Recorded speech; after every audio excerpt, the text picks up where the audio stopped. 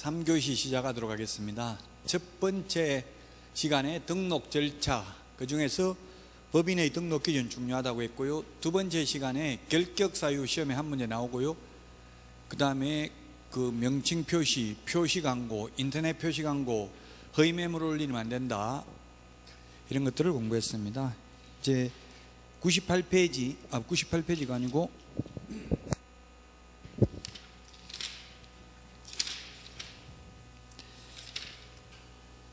146페이지네요. 146페이지 중개사무소 설치입니다. 30회 시험에 출제됐는데요. 141페이지 2번 중개사무소 설치 기준 양가로 1번 등록관청 관할구역 안에 설치하고 한 개만 두어야 합니다. 1등록 1사무소가 원칙입니다. 사람 몸은 하나인데 사무소 여러 개 설치하면 동시에 근무할 수 없잖아요. 그럼 다른 사람한테 결국 빌려주는 형태가 되겠죠. 그래서 사무소 하나밖에 안 됩니다. 한 사람이 사무소 여러 개 낼 수 있으면 굳이 여러분들 자격증 따지 말고 다른 사람 사무소 하나 얻어서 하면 되겠죠. 그래서 1등록 1사무소, 만약에 시흥시에 등록했다면 시흥시 안에 사무소를 두어야 합니다. 양가로 1번에 동그라미 2번. 다만 법인인 경우, 법인이 회사죠, 회사. 법인인 경우에는 주된 사무소 등록관청에 신고하고 주된 사무소가 속한 시군구를 제외한 시군구에 분사무소를 둘 수 있습니다. 분사무소 밑줄 치시고요. 분사무소가 뭐냐 하면 일반 회사 같으면 지사, 은행 같으면 지점을 우리 공인중개사법에서는 분사무소라고 합니다.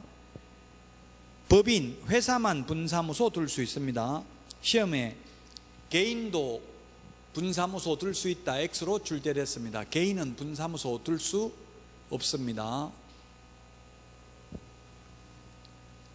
양가로 2번 1등록 1사무소 원칙, 이중사무소 설치하게 되면은 148페이지 1년 이하의 메뉴에 148페이지 메뉴에 동그라미 3번 위반시 제재, 1년 이하의 전역이나 1,000만 원 이하의 벌금이고요. 양가로 3번 임시중개시설물, 소위 떴다방입니다. 이동이 용이한 파라솔, 천막 등 임시중개시설물을 설치해도 이중사무소와 처벌 규정이 똑같습니다. 우리 모델하우스 앞에 가면 파라솔 같은 거 있잖아요. 요즘은 있어요, 없어요? 요즘 분양하는 데 가보면 파라솔 있습니다. 요즘도 있더라고요. 있는데 다만 옛날하고 달라진 점이, 옛날에는 파라솔 해놓고 그게 중개사무소 이름, 전화번호 이런 거 다 적어놨어요. 근데 요즘은 전혀 표시를 안 해놨어요. 왜? 적발되면 1년 이하의 진행이나 1,000만 원 이하의 벌금이니까 아무것도 안 적어놓으면 거기 앉아서 중개하다가 적발돼도 네가 설치했냐 물으면 아니요, 그냥 다리가 아파서 여기서 잠시 중개만 했는데요, 이렇게 하면 처벌 안 받아요. 그래서 요즘 모델하우스에 가보면 이름을 안 적어놨어요. 누가 설치했는지 모르게 설치해놨다고요. 처벌한다고 하니까. 149페이지 법인의 분사무소, 지사, 지점 개념을 우리는 분사무소라고 부른다. 지사, 지점, 분사무소. 분사무소는 2번에 설치 지역 및 설치 숫자입니다. 양가로 1번에 주된 사무소가 속한 시군구를 제외한 시군구별로 설치하되 시군구별로 1개소를 초과할 수 없다. 그러면 가령 수원시 같은 경우에는 수원시는 구가 4개가 있죠. 수원시에 발달구, 영통구, 권성구 이런 게 있는데, 만약에 영통구에 본사, 주된 사무소가 있다면 수원시에는 분사무소를 최대 3개 둘 수 있습니다. 각 구별로 둘 수는 있다고요. 그래서 우리 공인중개사법상은 자치구의 구청량이 하나다 이런 말 나오면 무조건 X라고 했죠. 비자치구, 자치구란 특별시, 광역시에 있는 구가 자치구라고요. 비자치구에도 분사무소 둘 수 있다고요. 양가로 2번 분사무소 책임자는 공인중개사여야 합니다. 첫 번째 줄. 다만 다른 법률의 규정에 의해서 중개업을 영위할 수 있는 이른바 특수법인은 책임자가 공인중개사일 필요가 없습니다. 우리 핵심 비교 정리 프린터 3번 맨 위에 보면 밑줄만 쳐놓으세요. 소위 특수법인은 등록 기준을 적용하지 아니하고 분사무소 책임자 요건을 적용하지 않는다. 3번 프린터 맨 위에 찾았습니까? 특수법인은 쉽게 말하면 지역농협은 자격증 있는 사람 한 명도 없어도 된다고 했잖아요. 특수법인은. 근데 현실적으로 특수법인이 중개업을 하지는 않고 있습니다. 150페이지 중간에 3번 분사무소 설치 신고 151페이지까지 자 분사무소 그러면 분사무소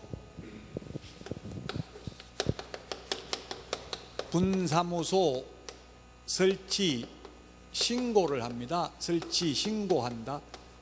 신고를 어디다가 하냐면은 주된 사무소 관할 등록관청에 신고합니다.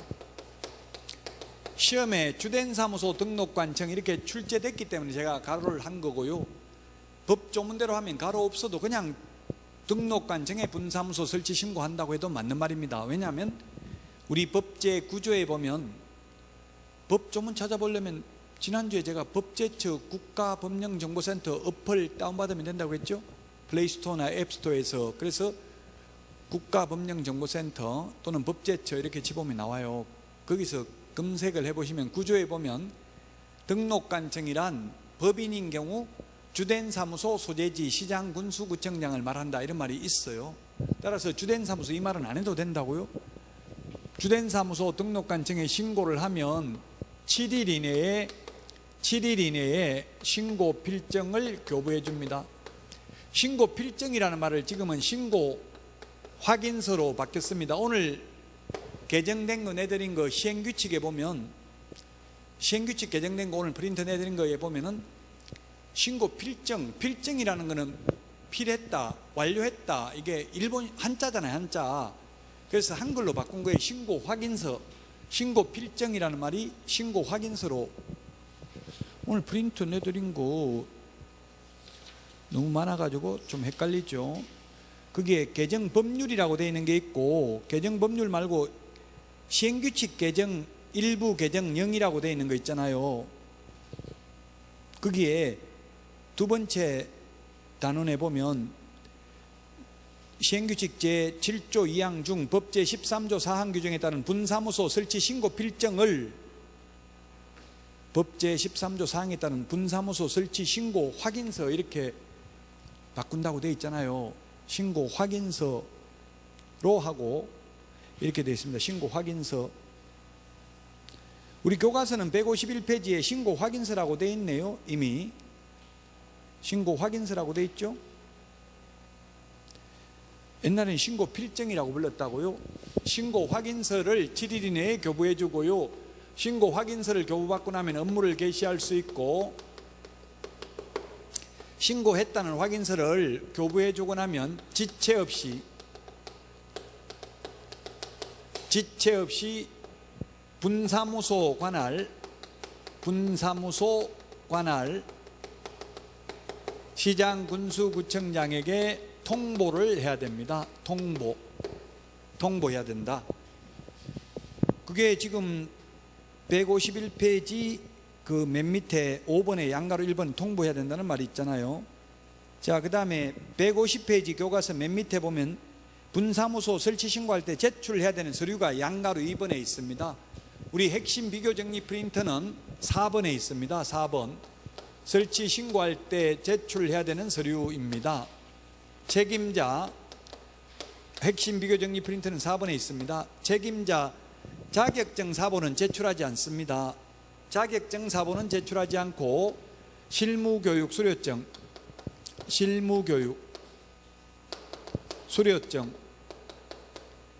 수료증, 이수증, 확인증 다 되겠죠. 사본을 제출해야 됩니다. 사본을 제출해야 됩니다. 그 다음에 손해배상을 보장하기 위한 보정 설정 증명 서류, 보정 설정 증명 서류가 보정보험 증권, 공제증서 또는 공탁증서 이런 것 중에서 하나를 제출하면 됩니다. 보험증권, 그 다음에 사무소 사용권 확보 서류가 있으면 됩니다. 임대차 계약서나 사용대차 계약서, 자기 건물이라면 건축물 대장 있으면 됩니다. 그래서 이 세 가지 서류를 제출해야 됩니다. 분사무소 설치하려면. 그 다음에 151페이지 양가로 3번 설치 신고 시 수수료입니다. 수수료. 우리 핵심 비교 정리 프린터 52번에 5번에 있죠. 52번에 5번 52번에 5번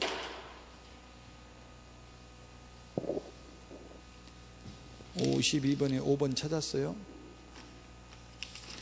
미리 빨리빨리 못 찾으면 그냥 체크만 해놓고 다음에 또 보시면 됩니다. 5번에 있죠. 분사무소 설치 신고할 때 수수료 내야 된다고요. 시군구 조례가 정하는 수수료 내야 되고요. 그 다음에 151페이지 4번에 양가로 2번 신고 필정 신고 확인서 재교부하는 경우에도 수수료를 내야 됩니다. 우리 프린터 핵심 비교 정리 프린터 52번에 6번 분사무소 설치 신고 필정이라고 되어 있는데 신고 필정 대신에 확인서 이렇게 고치라고요. 확인서 2월 달부터 바뀝니다. 신고 필정이라는 단어가 신고 확인서 이렇게 바뀐다. 신고 확인서로. 52번에 동그라미 6번 찾았어요? 신고 필정을 확인서로 고치시라고요. 오늘 개정된 거 내드렸고요. 자, 그 다음에 그 151페이지 맨 밑에 양가로 2번 협회 통보는 우리 핵심 비교 정리 프린터 25번에 6가지 있었잖아요. 다음 달 10일까지 협회 통보해야 된다. 분사무소 설치 신고 확인서를 교부한 경우에도.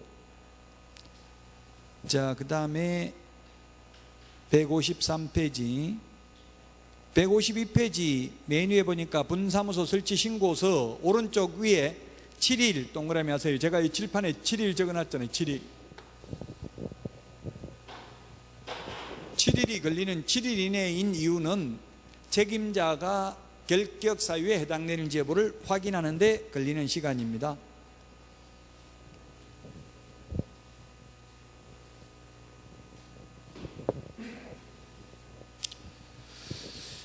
그 다음에 152페이지 맨 밑에 담당 공무원 확인사항에 보니까 법인 등기사항 증명서나 건축물 대장은 제출하지 않습니다. 그 밑에 자격증도 제출하지 않습니다. 우리 핵심 비교정리 프린터 51번 핵심 비교정리 프린터 51번에 보면 1번부터 3번까지는 자격증 미제출이라고 되어 있잖아요. 51번에 1번부터 3번까지는 자격증 미제출이다. 그래서 자격증도 제출하지 않고 법인 등기사항 증명서 건축물 대장은 담당 공무원이 직접 확인한다. 민원인이 제출하지는 않는다. 자, 그 다음에 사무소 공동사용입니다. 153페이지. 이건 시험에 한 개 지문이 나옵니다. 사무소 공동사용. 시행법 13조 6항 메뉴에 우리 법조문 보겠습니다. 교과서 153페이지. 개업 공개사는 밑줄 치십시오. 그 업무 효율적인 수행을 위하여 다른 개업공개사와 중개사무소를 공동으로 사용할 수 있다. 다만 밑줄 치십시오. 다만 업무 정지기간 중에는 안 된다. 자, 그 다음에 시행령 16조 1항에 보면 공동으로 사용하고자 하는 개업공개사는 중개사무소 개설 등록 또는 이전 신고를 하는 때에 그 사무소를 사용할 권리가 있는 다른 개업공인중개사의 성낙서, 개업공인중개사의 성낙서 밑줄 치십시오. 첨부해야 된다. 끝입니다. 이것밖에 없어요. 그래서 시험에 한 개 지문이 출제됩니다. 자, 그러면 공동사용.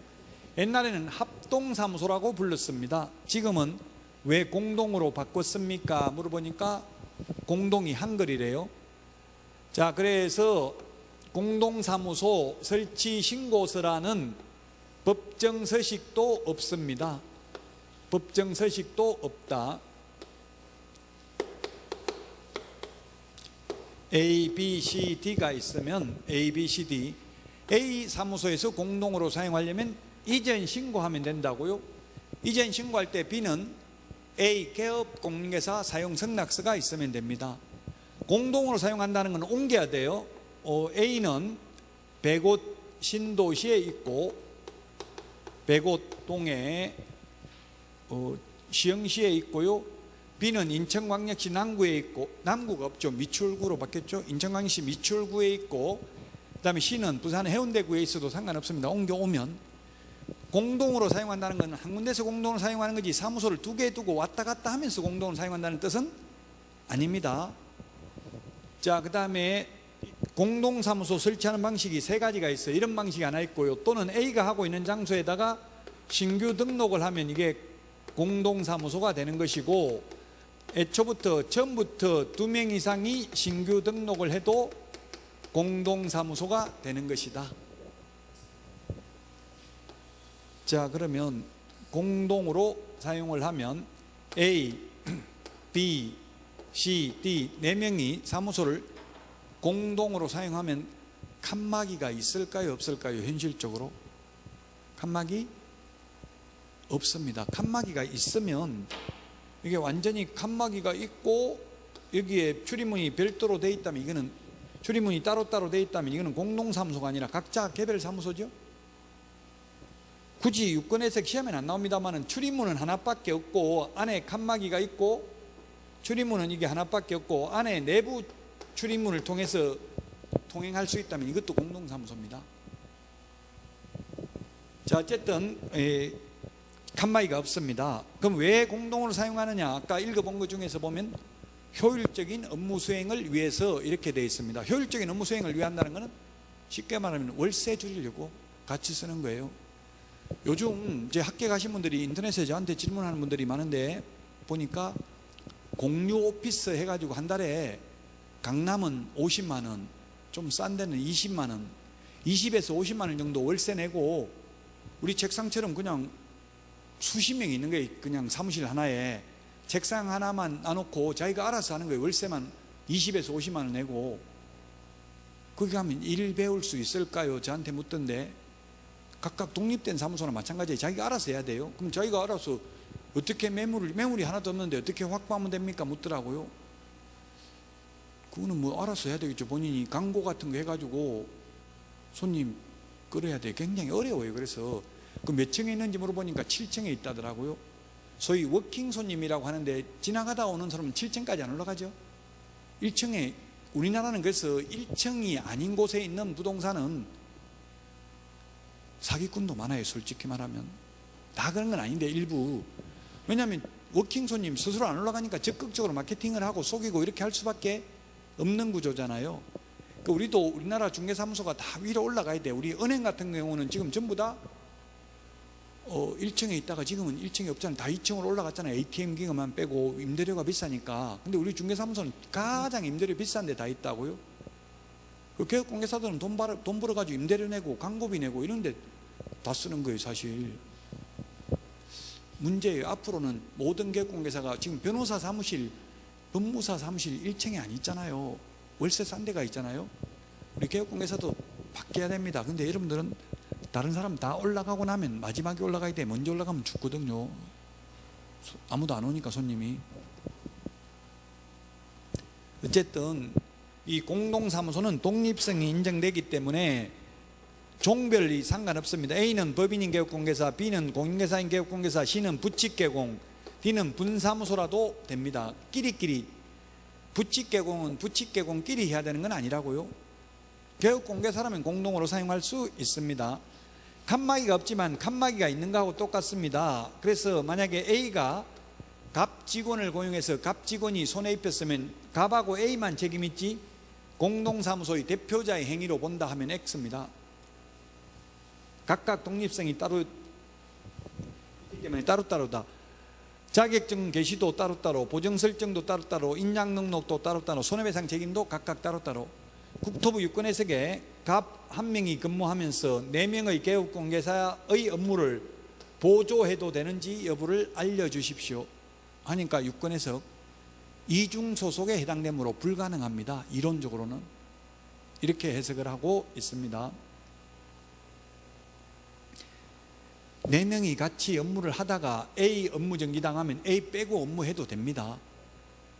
B 등록 취소되면 B 빼고 나머지 업무해도 됩니다. 그러나 업무 정지 당하고 나서 B가 업무 정지 당하니까 A로 옮긴다든지 또는 A가 업무 정지 당했는데 다른 사무소가 옮기는 것은 불가능합니다. 옮겨서 공동으로 사용하는 것은 불가능하다고요. 업무 정지 기간 중에는 공동으로 사용할 수 없다. 끝입니다. 이게 시험에는 1개 지문 나온다고요. 오지선다형 중에서.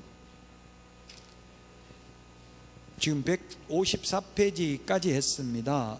자, 그 다음에 155페이지 중개사무소 이전입니다. 중개사무소 이전 159페이지까지 있는데 중개사무소 이전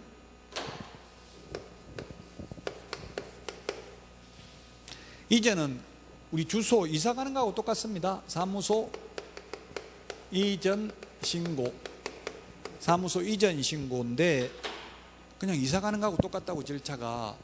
옛날에는 이사 갈 때 옛날이 지금 몇 년도인지 기억은 정확하게 안 나는데 어쨌든 옛날에는 전출 신고하고 이사 가기 전에 전출 신고하고 이사 가고 나서 또 다시 전입 신고하고 이런 식으로 했잖아요. 우리 중개사무소도 옛날에는 그랬어요. 근데 사무소를 옮긴다는 건 주로 이사 가니까 많이 옮기잖아요. 이사 가니까 따라서 사무소도 옮기죠. 그래서 이사 가는 거하고 똑같다. 만약에 시흥시에 사무소가 있다가 부천시로 사무소를 옮기고 나서 10일 이내 사전 신고가 아니라 사후에 신고를 하는데 이전 후의 등록관청에 신고하면 된다. 우리 이사도 가서 전입 신고하면 되잖아요. 그래서 신고하면 되는데 신고할 때 제출해야 되는 서류가 2가지가 있다. 등록증 원본, 분사무소인 경우 신고 확인서, 분사무소 신고 확인서, 신고 필정을 신고 확인서로 바꿨다고 했죠. 분사무소 설치 신고 확인서, 그 다음에 사무소 확보 증명서류, 이 2개를 사무소 임대차 계약서 이런 거 제출하면 된다고요. 부천시장한테 제출하면 부천시장이 이전 전의 등록관청에 등록 관련 서류를 송부해 달라고 요청해야 됩니다. 요청받은 이전 전의 등록관청이 지체 없이 이전 후의 등록관청에 송부하는 서류가 3가지입니다. 우리 주소 옮겨도 동주민센터에서 인감대장 이런 거 원본 다 송부해 줍니다.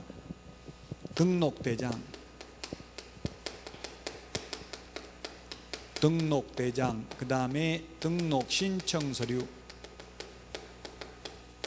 3번째 최근 1년간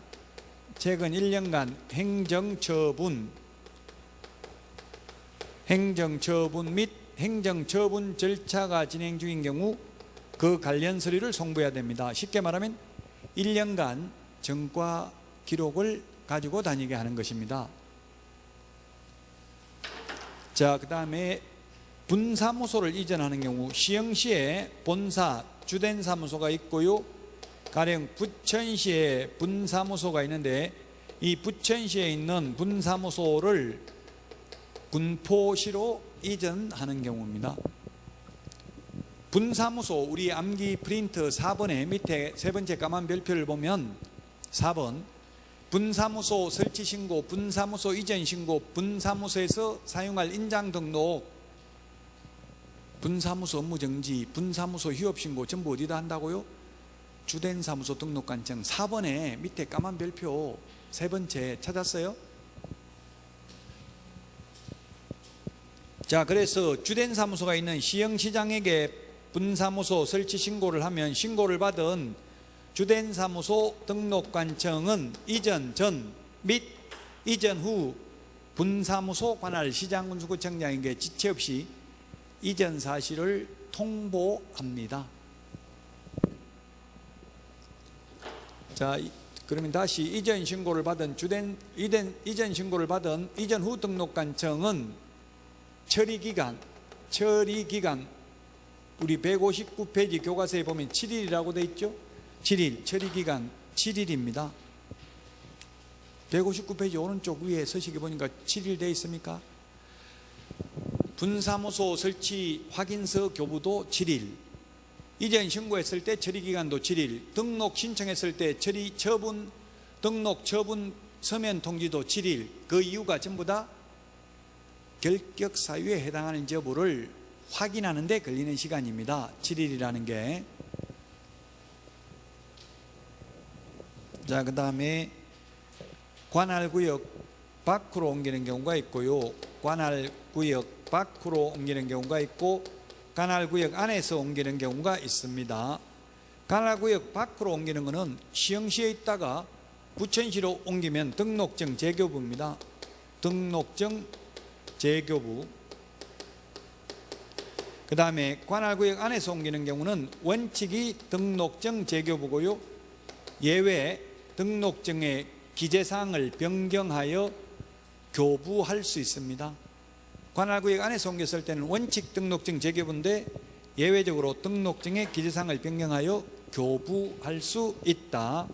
이 사무소 이전 신고 의무를 위반하면 100만 원 이하의 과태료입니다. 100만 원 이하의 과태료. 자, 여기까지 한 문제가 나오는데요. 이 사무소 이전 절차는 대통령령에 있는 게 아니라 국토교통부령에 규정되고 있다는 것도 시험에 한번 출제됐습니다.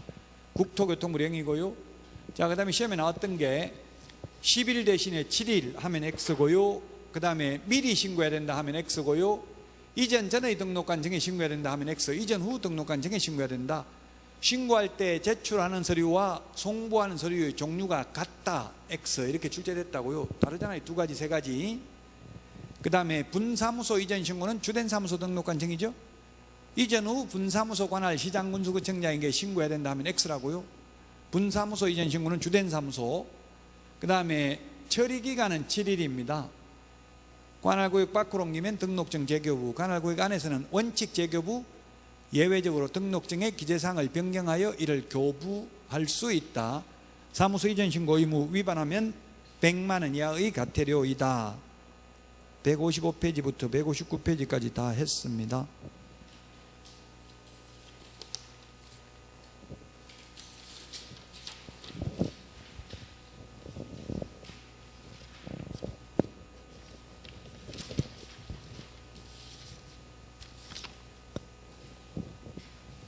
우리 암기 프린트는 18번, 암기 프린트 18번에 보면 암기 프린트 18번 맨 밑에 보니까 사무소 이전 신고 까만 별표 3개, 맨 밑에 까만 별표 3개, 이전 신고할 때 송부해야 되는 서류 3개, 제출해야 되는, 이전 신고할 때 제출해야 되는 서류 2가지, 이런 건 암기해야 되니까 여기 적어 놓은 거예요, 암기 프린트에. 그리고 맨 마지막 까만 별표에 보면 국토교통부령이라고 했죠. 아까 대통령령이 아니고 이전 절차.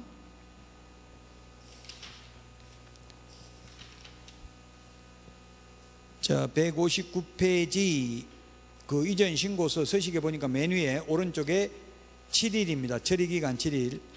그 다음에 거기에 159페이지 맨 밑에 박스 오른쪽에 신청 서류 옆에 보면 시군구 조례가 정하는 수수료라고 되어 있습니다. 그래서 우리 암기 프린트 52번, 암기 프린트 52번에 4번, 52번에 동그라미 4번 가로 안에 보니까 사무소 이전 신고도 등록증 재교부에 전하는 수수료 낸다고 되어 있죠.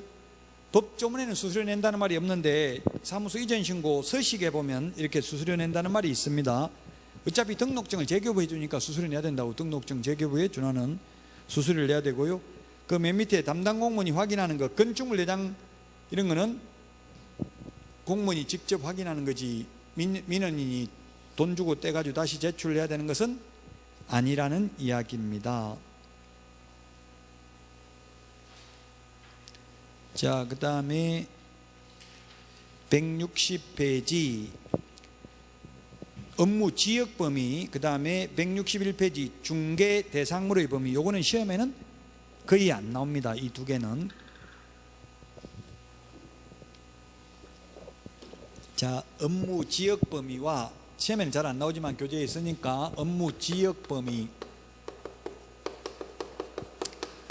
업무 지역 범위가 있는데, 업무 지역 범위는 개업 공인중개사의 종별이 세 가지가 있어요. 법인인 개업 공인중개사, 그 다음에 공인중개사인 개업 공인중개사, 그 다음에 세 번째 부칙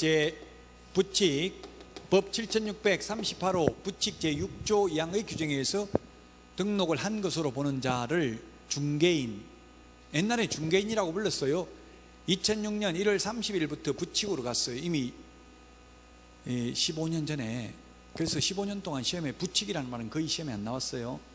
이 세 가지 종별이 있는데, 법인 및 공인중개사인 개업 공인중개사는 업무지역이 전국이고요. 부칙개공은 원칙이, 옛날 복덕방 하던 분들, 원칙은 시도라고 하면 특별시, 광역시, 도, 특별자치도를 말합니다. 시도 관할구역 안에 있는 중개사물에 한하여 중개행위를 할 수 있고, 예외적으로 부칙개공도 정모망에 가입하고 가입한 정모망을 이용하여 중개행위를 하는 경우에는 그 정모망에 공개되어 있는 물건에 한하여 업무지역 바깥에 있는 것도 가능하다. 자, 이를 위반했을 때 부칙개공이 업무지역 범위를 위반하면 6월 이하의 업무정지 사유인데, 이 부칙개공은 자격증 땄어요, 안 땄어요? 자격증 없죠?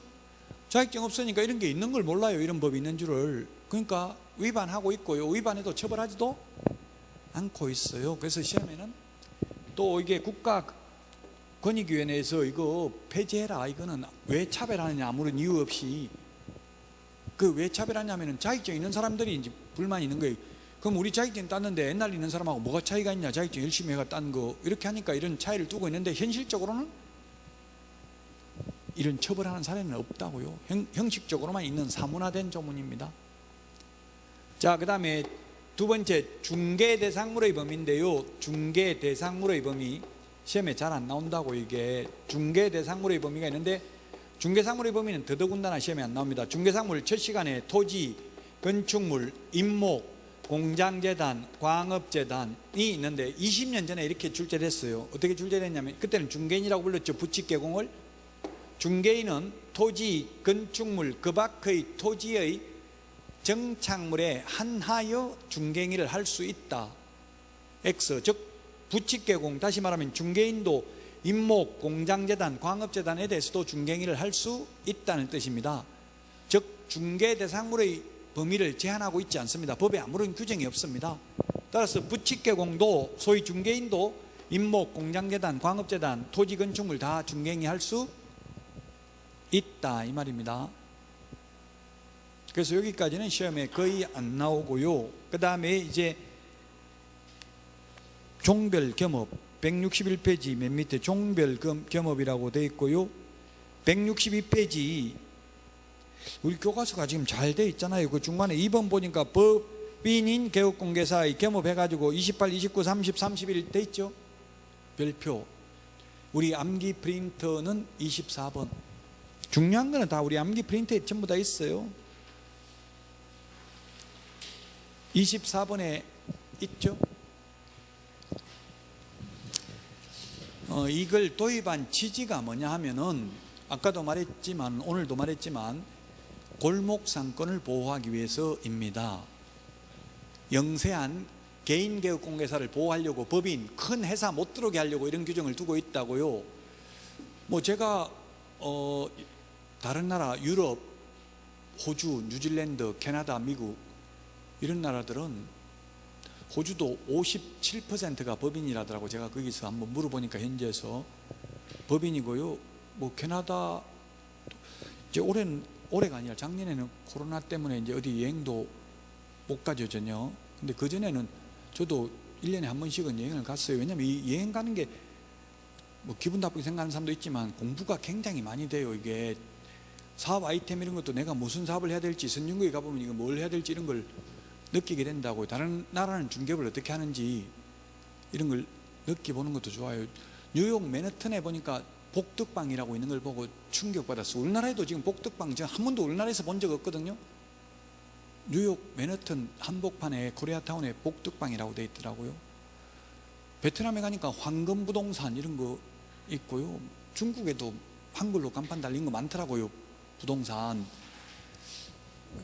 캐나다에서는 제가 코리아타운이 없어서 그런가 못 봤는데, 캐나다에서도 보니까 전부 법인 분사무소 형태로 운영되고 있더라고요. 중개사무소가. 근데 우리나라는 법인이 0.5%밖에 안 됩니다. 11만 개의 중개업소 중에서 한 600개 정도 되고요. 그마저도 우리나라 중개법인이라고 하면 기획부동산, 사기꾼 이런 이미지가 강해요. 개발업자, 디벨로퍼 뭐 이런 이미지가 있다고요. 그 이유는 외국의 대형 법인이 우리나라에 들어올 수가 없어요. 심지어 홍콩, 일본, 아시아에서도 일본도 빅브라더라고 해서 그 조지 오웰의 소설의 빅브라더 큰형님, 대형 법인이 전부 장악하고 있다고. 일본도 매매는 건물 택지 주임이라고 해서 개인개업공회사들은 월세 중개밖에 못해요. 일본도. 홍콩도, 홍콩에서 우리나라 삼성전자 같이 가장 큰 회사가 중개법인이더라고요. 홍콩에서도. 근데 우리나라는 지금 큰 법인이 하나도 없습니다. 이름만 들으면 알 수 있는 법인이 하나도 없죠. 그 못 들어오게 지금 이 법에서 막고 있다고요. 돈 되는 거는 못하게 하고 있어요. 돈 안 되는 것만 하게 하고 있어요. 그 우리나라는 지금 정책에 따라서 경기 변동이 굉장히 심하죠. 잘 될 때는 돈 엄청나게 벌다가 지금은 약간 또 주춤해요. 이게 조정 대상 지역 이렇게 투기과열지구 이런 거 지정된 데는 조금 지금 거래가 주춤하다고요. 천안 같은데 지금 이제 지정됐거든요. 천안 불당동, 천안에 10억이 넘어요. 아파트. 제가 봐도 좀 비정상적이에요. 10억이 넘는다고 아파트가. 천안 신불당 이런데 분양가 3억도 안 했던 게 지금 뭐 105 신도시 이런 데는 2배 정도밖에 안 올랐잖아요 지금. 근데 천안은 한 3배 넘게 올랐어요.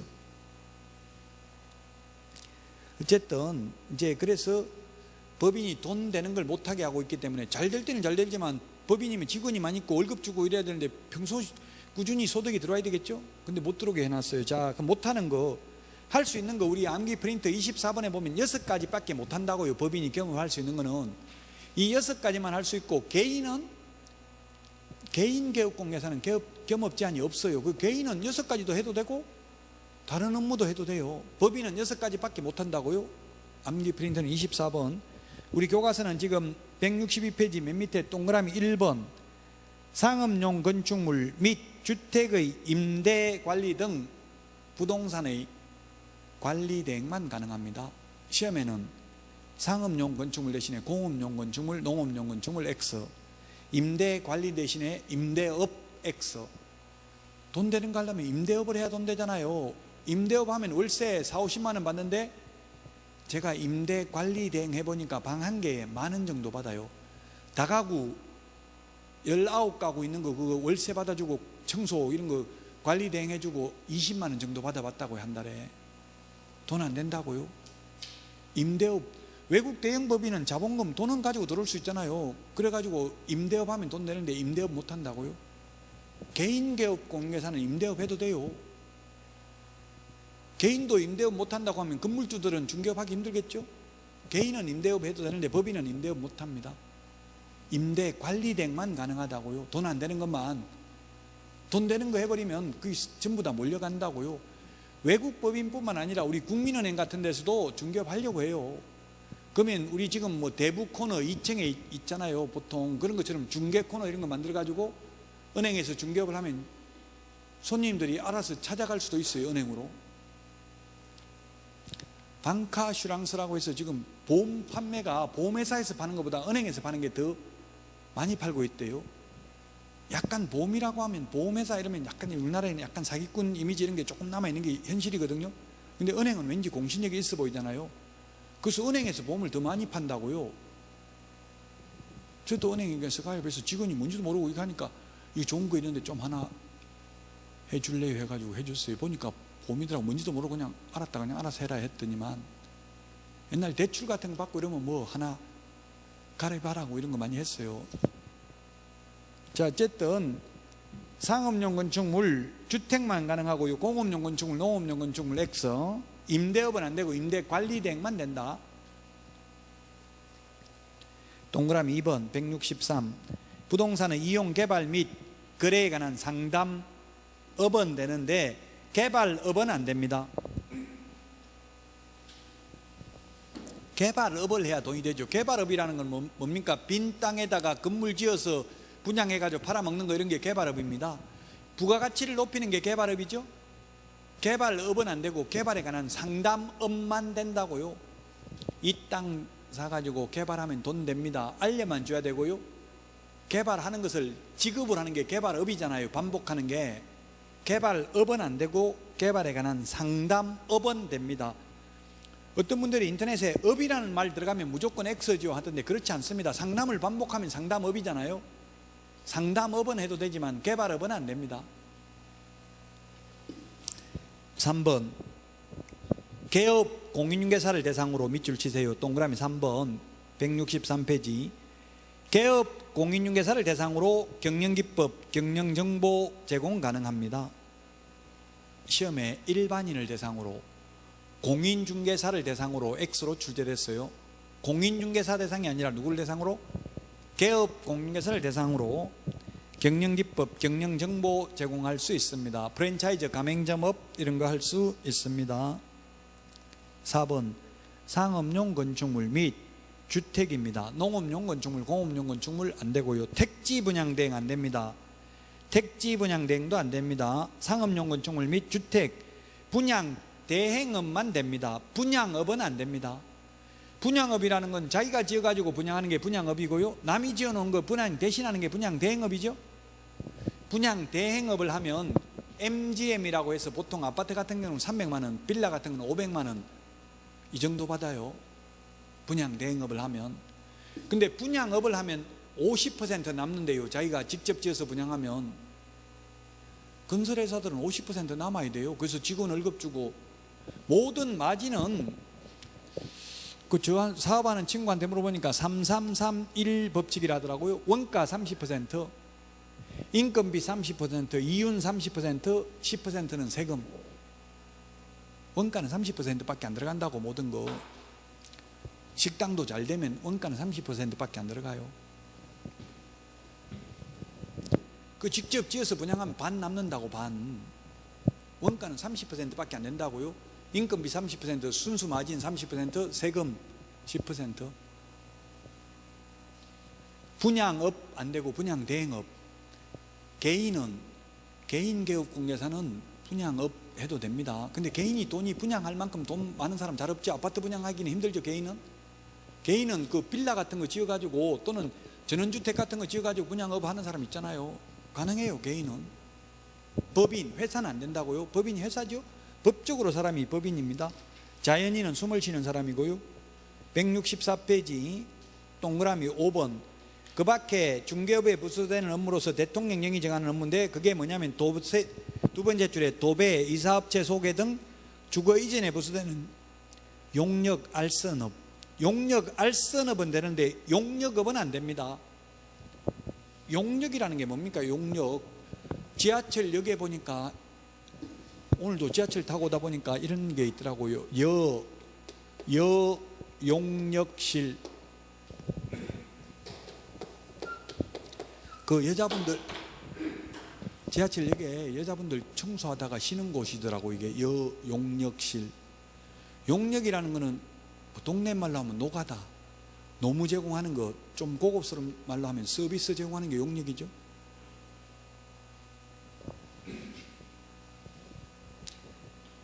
용역 알선, 다시 말해서 도배 이사업체 소개하는 거는 가능한데 도배 이사업체를 직접 운영하는 건 안 된다고요. 용역 알선업은 되는데 용역업은 안 됩니다. 용역 알선업 소개만 가능하다고요. 이삿짐 센터 소개하면 제가 2만 원에서 10만 원 받아봤어요. 이삿짐 알선하면 중개사무소에 가보면 원탁에다가 이렇게 명함 많이 꽂아놨잖아요. 이삿짐 센터 명함. 왜냐면 그 이삿짐 센터에서 계속 영업하러 다니거든요. 와가지고 명함 줘, 여기 좀 나눌게요, 이렇게. 그러면 그 명함 가져가서 이삿짐 센터 부르면 중개사무소에 2만 원에서 10만 원 정도 줘요. 돈 안 되잖아요. 그 10만 원, 2만 원 받아봐야. 이삿짐 센터를 직접 운영하면 50% 남는데요. 도배업체 소개하면, 리모델링 하는 거 소개하면 10% 마진 줘요. 커미션 줘요. 근데 직접 하면 50% 넘게 남는다고요. 우리 그 모델하우스 그게 샘플하우스 아파트 신규 분양하고 들어가 보면 뭐 구경하는 집 이런 거 있잖아요. 구경하는 집에서 그 오다 딴 사람이 10% 먹어요. 10%. 리모델링 하면 3천만 원 리모델링 하면 그 오다 딴 사람이 300만 원 먹는다고. 관행이 건설업계 관행이 리베이트가 10%예요. 소개하는 사람. 근데 직접 도배하고 도배 장판하면 그거 원가는 얼마 안 돼요. 도배 장판 비용은 얼마 안 된다고. 종이값은. 리모델링 오래된 집 하면 한 3천만 원 정도 들어가죠. 오래된 거 한 20년 된 아파트 새로 리모델링 하면 3천만 원 이상 들어가요. 그러면 300만 원 받는다고요. 근데 직접 그 이삿집 도배업체를 운영하면은 반이 남는다고요. 그 돈 안 되는 거 알선만 가능하다고. 용역 알선, 용역업은 안 되고 용역 알선업은 됩니다. 6번 민사집행법에 의한 경매, 국세징수법에 의한 공매, 권리분석 및 취득알선과 매수신청 또는 입찰 신청 대리할 수 있습니다. 이게 6번이 획기적인 제도입니다. 2006년 1월 30일 노무현 정부 때 이게 도입됐어요. 법률행위 대리를 업으로 하는 것은 그 전까지는 변호사만 가능했어요. 근데 2006년 1월 30일 노무현 정부 때 법조인들에게 권력이 집중되어 있는 것을 완화하기 위해서 법무사하고 개업공개사에게도 입찰 대리를 허용했습니다. 우리 민법에서 아직 대리 안 했나요? 이번 달에는 아직 안 했죠. 대리의 효과는 본인에게 기속됩니다. 예를 들면 경매에 1억짜리가 나와 있다. 가령 1억짜리가 나와 있는데 개업공개사가 이걸 매수 신청을 1억 5천에 사겠다고 신청해도 된다고요. 대리를 할 수 있다고요? 그럼 만약에 1억에 살 수 있는 걸 갖다가 혼자서 입찰해가지고 1억 5천만 원 써내가지고 1억 5천에 샀으면 이게 사실 위임인에게는 5천만 원 손해입힌 거나 마찬가지잖아요. 그래서 사기꾼이라면 이게 사기꾼한테 법률행위 대리를 맡길 수 없겠죠?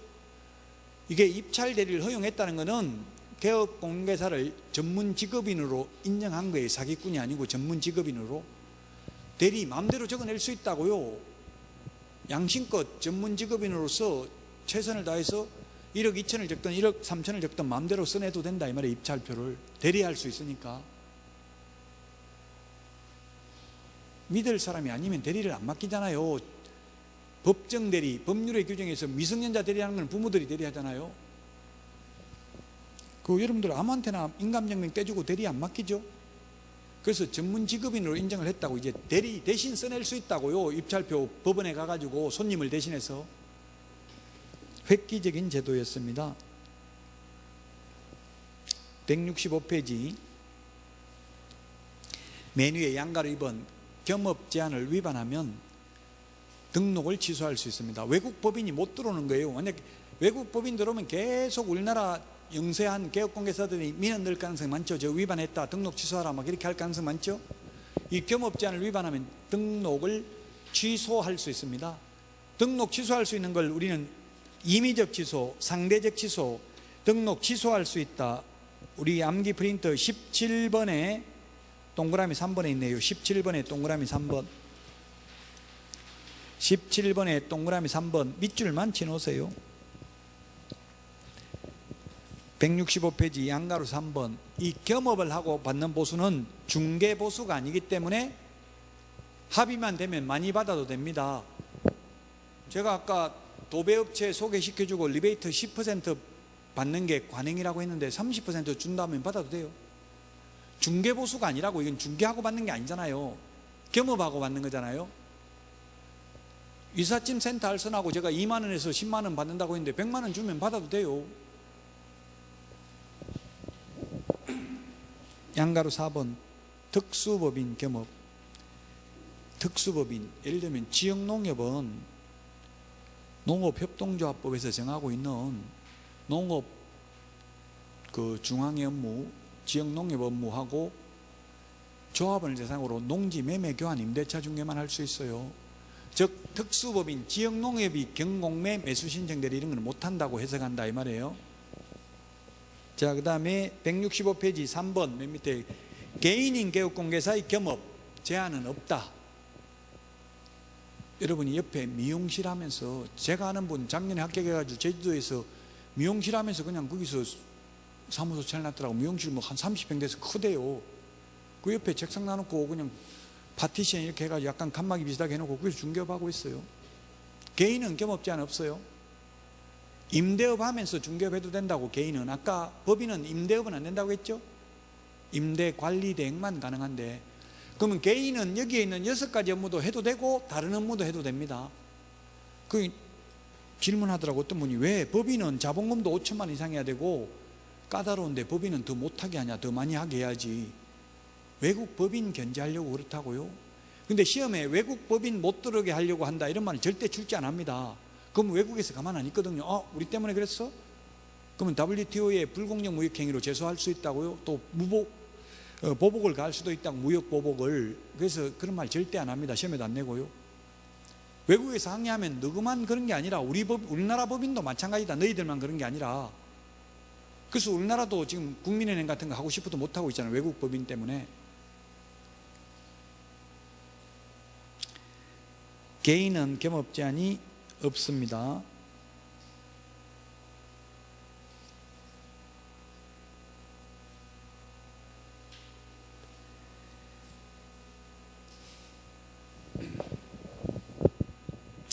자, 그래서 166페이지까지 겸업까지 했습니다. 166페이지까지를 했고요. 자, 166페이지 문제에 기출문제 하나 풀어보고, 기출문제가 항상 중요합니다. 출제인들한테 기출문제 패턴을 유지하라고 한다고 이대로 똑같이는 안 나와요. 이걸 알 수 있으면 풀 수 있는 이런 문제가 나오지, 한 번도 안 나왔던 패턴이 나오진 않는다고요. 저도 지금 애들 수능 보는 거, 수능 시험 어렵더라고. 저는 학력고사 세대 해가지고 수능 어렵던데, 근데 그게 수능이, 저희 학력고사 볼 때는 만점이 없었어요. 제가 볼 때는. 근데 수능은 패턴이 있다더라고. 만점이 많이 나오잖아요. 패턴이 있기 때문에 딱 그 패턴 정해진 범위 내에서 낸다고요. 딱 정해진 룰 패턴에서. 그러니까 우리 기출문제도 거의 90% 이상은 기출문제 범위 내에서 나와요.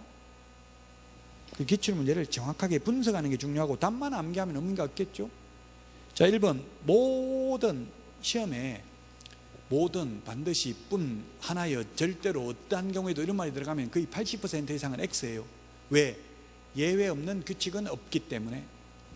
자, 근데 이거는 1번이 맞아요. 모든이라는 말이 들어가도 모든 밑줄 치세요. 모든 개업공개사라고 하면 개업공개사의 종류가 몇 가지가 있었어요? 3가지가 있었죠. 모든 개업공개사라고 하면 3가지예요. 3가지 모두 다 그 중개업 경영기법 및 경영정보 제공 등 6가지 업무를 모든 개업공개사가 다 할 수 있습니다. 원칙적으로. 다만 경공매 매수 신청 대리는 소위 부칙개공 중개인은 못합니다. 부칙개공은 자격증을 안 땄잖아요. 그래서 경매 매수 신청 대리는 못해. 왜? 매수 신청 대리를 하려면 법을 좀 알아야 되거든요. 권리 분석을 할 줄 알아야 돼. 잘못 낙찰받으면 오히려 큰 낭패를 볼 수도 있죠. 선순위 권리는 인수되고 떠안아야 되는 경우도 있다고요. 그래서 경공매 매수 신청 대리는 부칙개공은 못해요. 그 1번의 경영기법 제공은 모든 개업공개사 다 할 수 있습니다. 1번이 맞고요. 2번 법인이 아닌 모든, 역시 또 모든 때문에 틀렸습니다. 모든 개업공개사는 법인인 개업공개사에게 허용된 6가지 업무를 모두 영위할 수 있다. 경공매 매수 신청 대리는 부칙개공은 안 된다고요. 우리 암기 프린터 24번에도 적어놨을걸요. 24번에 까만 별표가 4개가 있는데 24번 첫 번째 까만 별표 부칙개공, 소위 중개인은 동그라미 6번 경공매 불가라고 돼 있죠. 그래서 2번 X라고요. 3번 법인인 개업공개사는 부동산의 이용 개발 및 거래에 관한 상담 업무를 겸업해야 된다. 겸업을 해야 되는 게 아니고 겸업은 할 수 있어요. 안 해도 돼요. 중개업만 해도 상관없죠. 겸업하고 싶으면 해도 됩니다. 4번 법인인 개업공개사는 중개 의뢰인의 의뢰에 따른 도배, 이사업을 겸업할 수 있다. 이사업은 안 되고 이사업 알선을 할 수 있다고요. 용역업은 안 되고 용역 알선업만 할 수 있다고 했죠. 이삿짐 센터 직접 운영하는 거 안 된다고. 미국의 대형 법인이 들어와 가지고 우리 손님들에게는 50% 할인해 주겠다, 진짜 할인된다, 싸다는 걸 느끼면 손님들 찾아갈 거 아니에요, 자꾸 이제 그 중개업소를. 그러니까 안 된다고요. 법인은. 개인은 가능해요.